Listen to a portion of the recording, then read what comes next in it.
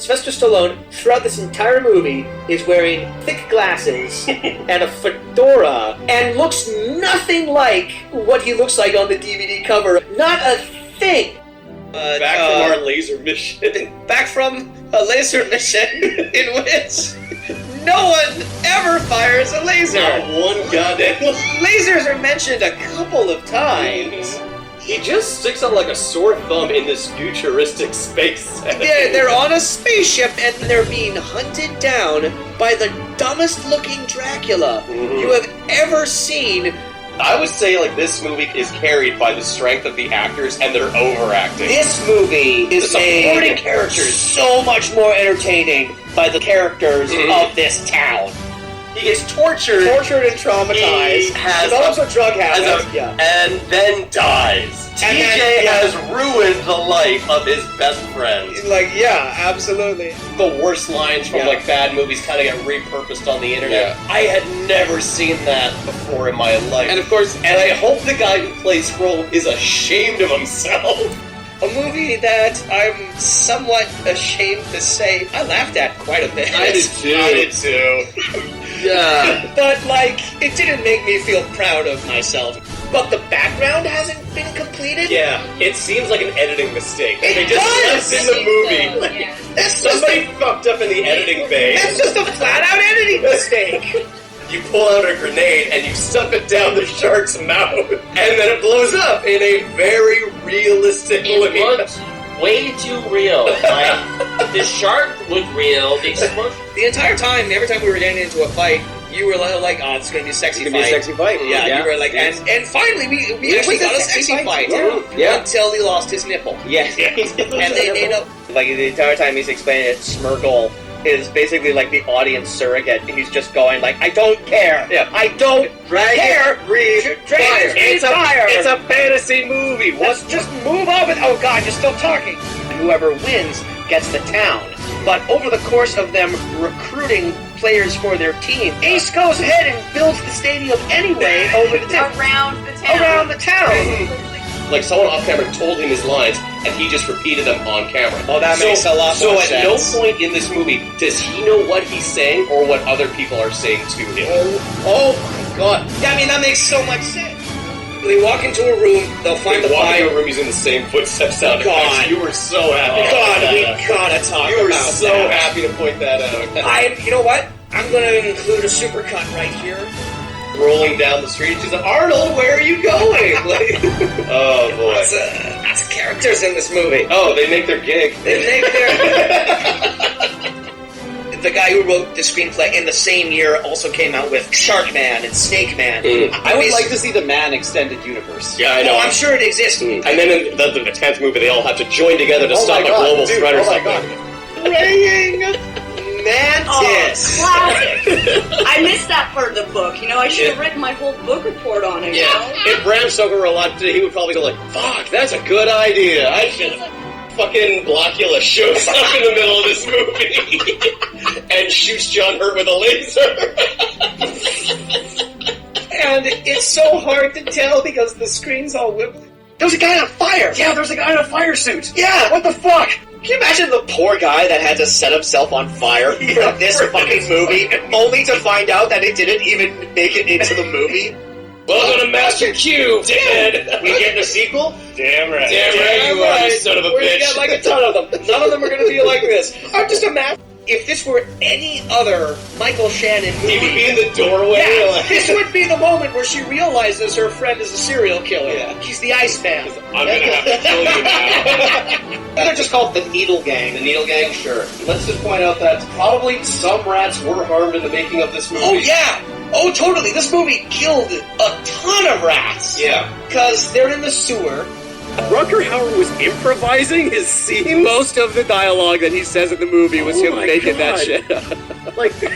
like fucking Bowfinger? They just shot the movie around him? Kinda sounds a little Bowfinger-y, yeah. The DVD cover has them standing in the middle of a snowy field surrounded by snowy glaciers. There was the only snow in the film was the musician snow. It was such a jarring cut. I was like, oh, please something to make this movie interesting. Please, like, let him have accidentally killed her. I wouldn't put it past him at all. Tommy kind of seems like a bit of a psychopath. Yeah. I gotta say, like, I always imagined if I was ever gonna see a sequence of Scarlett Johansson and Eva Mendes washing a car, I know where this is going. it would be a lot sexier than what I just saw there. That would make sense. That's not in the movie. Or is it? That's what's fucking me up right now, because I don't know where to attack this movie from, because I think we just need to, like, point out individual... It would make more sense to show them later on. Yeah, but if we went back to these characters, they would have had to come up with new jokes, and that's a lot of work. Well, the other thing is, like, none of these characters come back. No, none of them do. What'd you think of this, though? I'll tell you, midway through the movie, I thought to myself, this is actually pretty good, but the more I thought about it, I clued in that maybe this is just a testament to how solid the Die Hard formula is, more than anything else.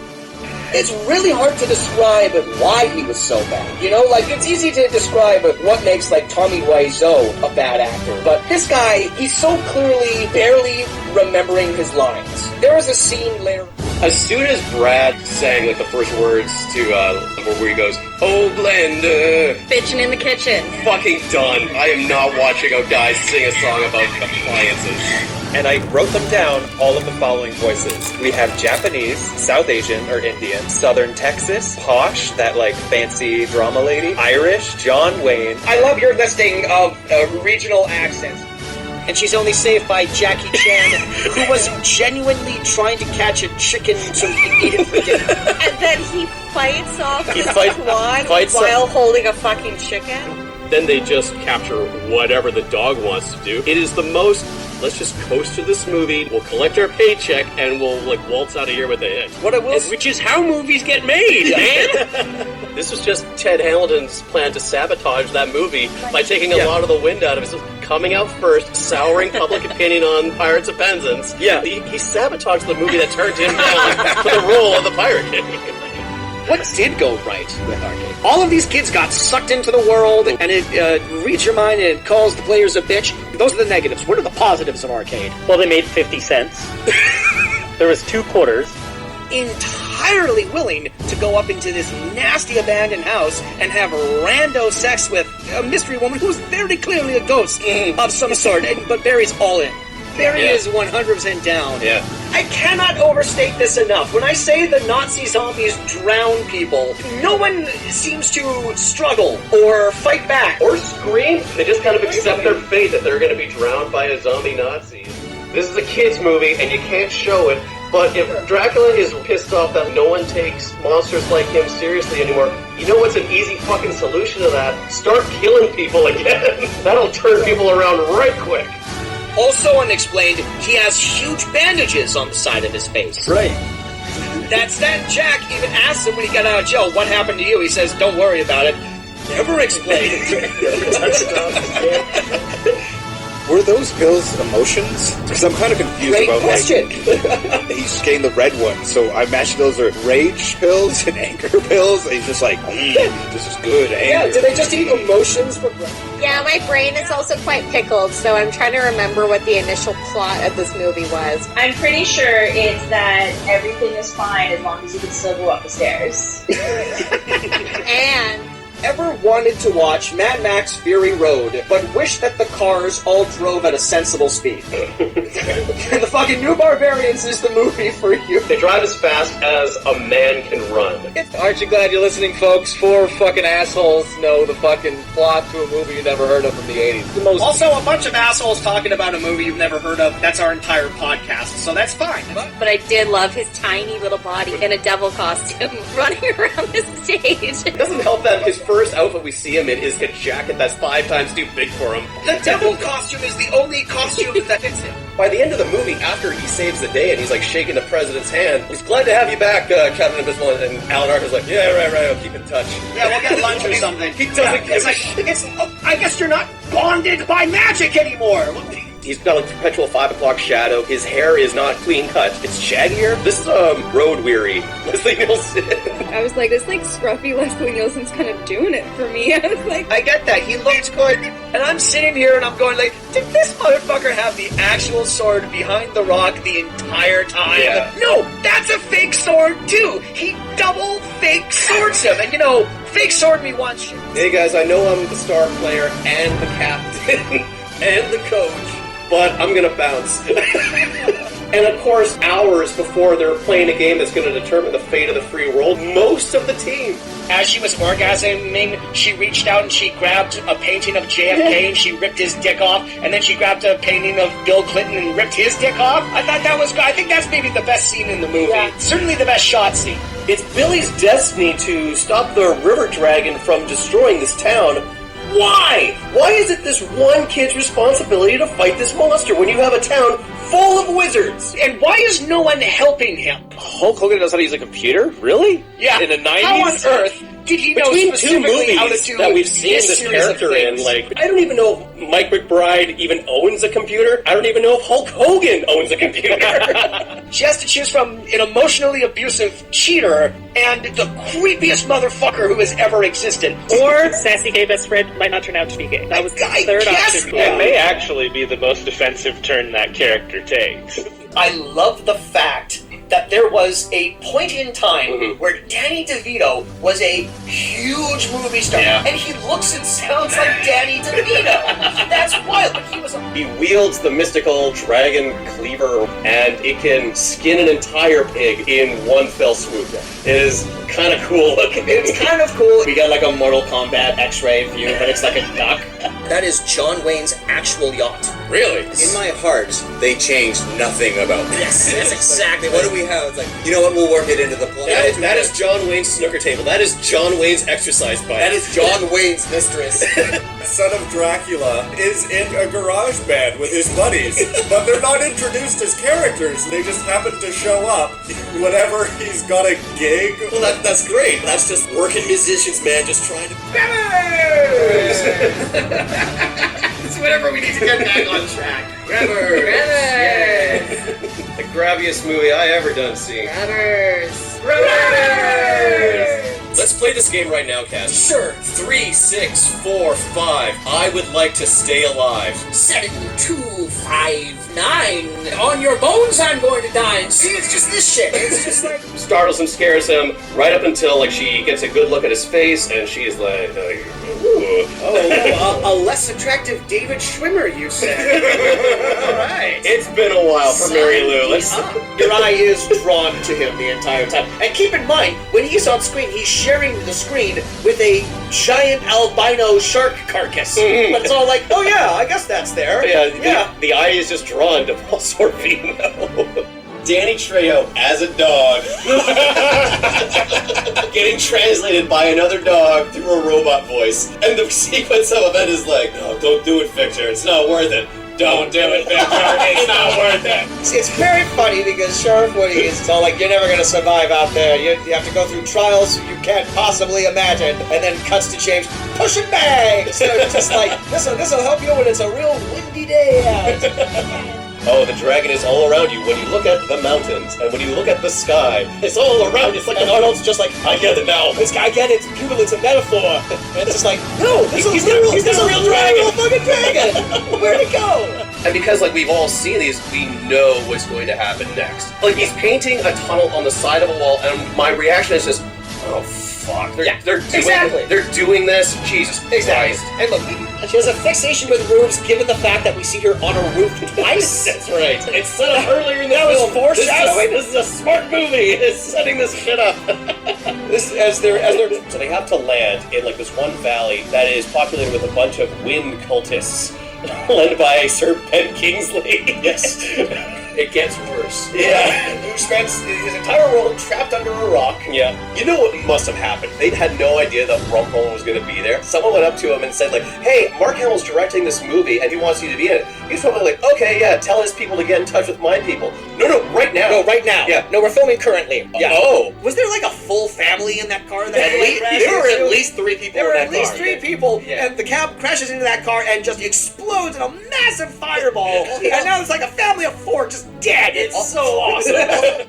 Massive. It's a flashing red wreck on an establishing shot of a Like house. they couldn't have fuzzed that thing up or anything like that. No, they literally just wrote. Like she has like a flashing red wreck sign. Yeah, on the it's like a driveway. little. Yeah, it's just like. Marlon Brando is doing all of the acting, and Liam Hemsworth is doing none of the acting. And Liam Hemsworth just stands out like a sore thumb in this movie because he's so tall. He dwarfs pretty much everyone except for The Rock, who also sticks out like a sore thumb in this. One of many things that would stop any other game dead in its tracks. But no, this game has to continue. No, we have to keep playing because half the stadium's on fire. So if we don't finish this up soon, we're gonna lose a huge. I know, the stadium is going to burn down. It's going to have nothing to do with the terrorists. But there's a moment where she says, oh, and Mike always blamed himself for the death of his father. And Calvin asked her point blank, did you ever tell him that it wasn't his fault? And Patricia Clarkson has this look on her face like, oh, fuck!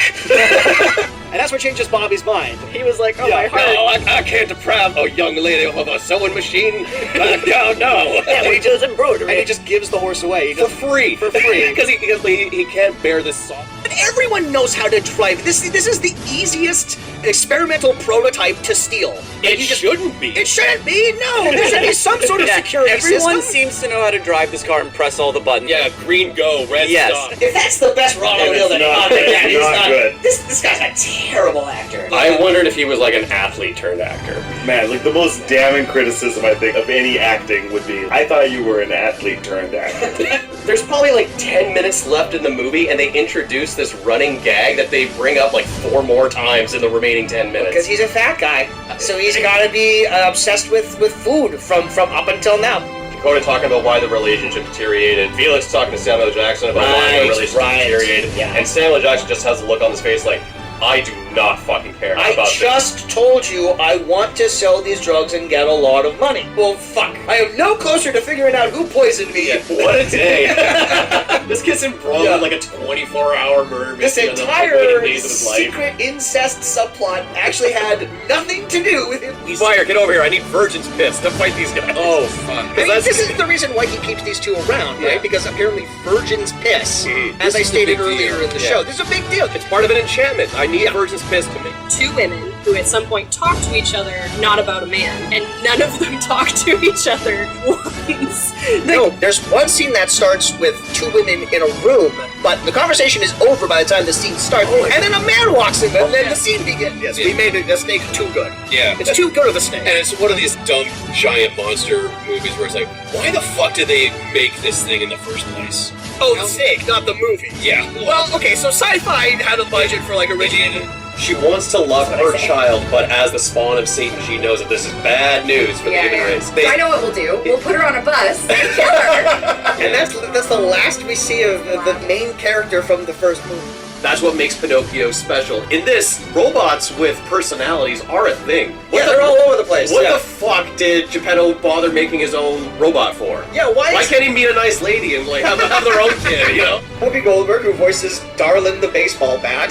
Another really poor character model design, because there's nothing you can do with a baseball bat. Yes, literally, they just took a baseball bat and they gave her lips and eyes, and you wanted to fuck that bat.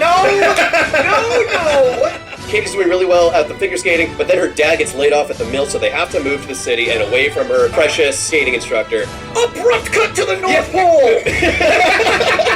Yeah, 25 minutes into this movie. You don't think you want to maybe set that up a little bit? I guess he learns to be a better person. Or maybe he just knows Penelope Cruz is about to leave him and he's like hedging his bets. Maybe I am the reincarnation of this guy's wife. I'll never want for love with Alan Arkin.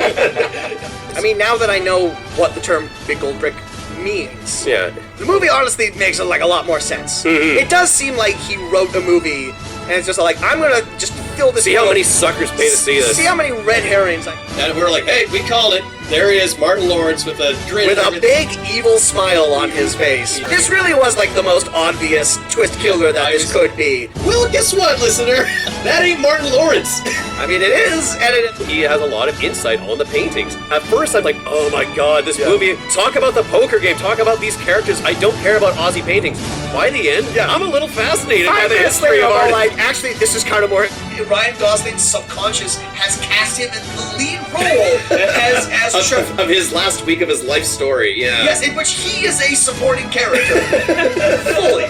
He is not the lead of this. What does he say about the lawn chairs? Oh yeah, when you're sleeping with two women at the same time, you gotta stack them on top of each other like lawn chairs. And then you just hose them down when you're done. Yeah, he says, like, remember to wear a condom, specifically so you can pull the condom off and hose off those lawn chairs. Yeah. I can't imagine that a lot of gangsters frequent a TGI bar like, to do their shadiness, especially no one would ever suspect it. The fact that every time they go there, they put a lei on. Yeah. Everybody's wearing a lei. Well, you gotta wear a lei. She's the colder of the two. She's the colder Are of the you two. too jealous that she's taken an interest in Max Irons? Well, with a name like Max Irons, I can't really blame her. I can't compete with that. I can't compete with that. No, that's fine. Guarding the woman on Now, things. wrestling fans will remember what Jesse the Body Ventura's frequent wardrobes would look like. He was a very flamboyantly dressed man. You think he just brought his own clothes to this fuck set? yes. This is just like his own wardrobe. They wake up, they find the camp, and on the outskirts of the camp, they decide, we're gonna sleep here for the night. They wake up the next morning, and their plan is wait till nightfall. So they kill another fucking day. Yeah. Just like, right. And then a fourth clown walks into frame. A noticeably shorter Some might say a trio-sized clown walks into frame. I can't believe they fucking did that. I can't believe it. Enough diamonds so that he can fit into his peanut butter sandwich. What was the deal with that? I thought at first, oh, is there also a smuggling element? Is he going to eat them? Swallow them before he gets on a plane? You gotta be careful about DNA. It's like, Ballistics. you have had glasses of milk and water at this point. Your DNA is everywhere. It's all over the place. Everything. But also, if they're like two innocent teenage girls, the police wouldn't have